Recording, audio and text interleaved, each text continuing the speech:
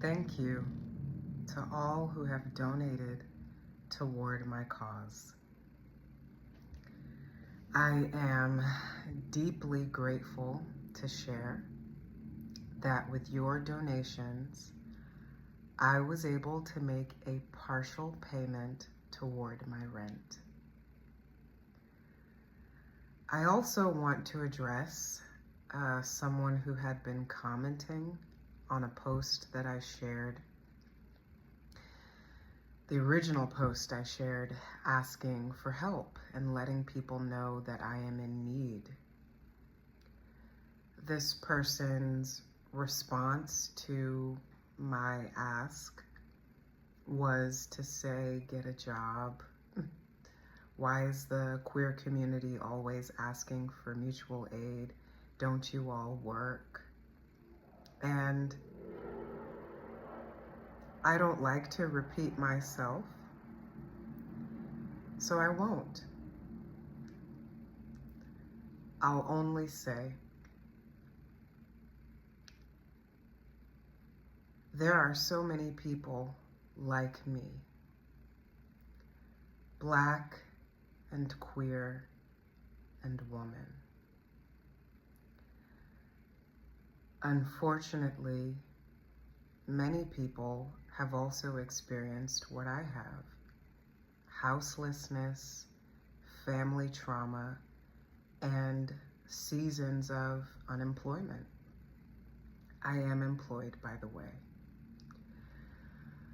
But I'm choosing to expand on what this person said, right? Like, why does the queer community always seem to be struggling and asking for mutual aid? Homophobia. Homophobia. Not only do people not want gay kids, but often gay, lesbian, and queer individuals are seen as a threat to a family system. So while there is nothing wrong with being gay, it is not something that families easily accept. There are families who accept their children, but that's certainly not everyone. A documentary comes to mind called Paris is Burning. It follows the Black and brown youth of the late 1980s who have been relegated to the streets of New York and parts of New Jersey. And you can guess why. This group of vulnerable teens it's not just teenagers, but this vulnerable group of Black and brown queer people that's highlighted in this documentary, Paris is Burning.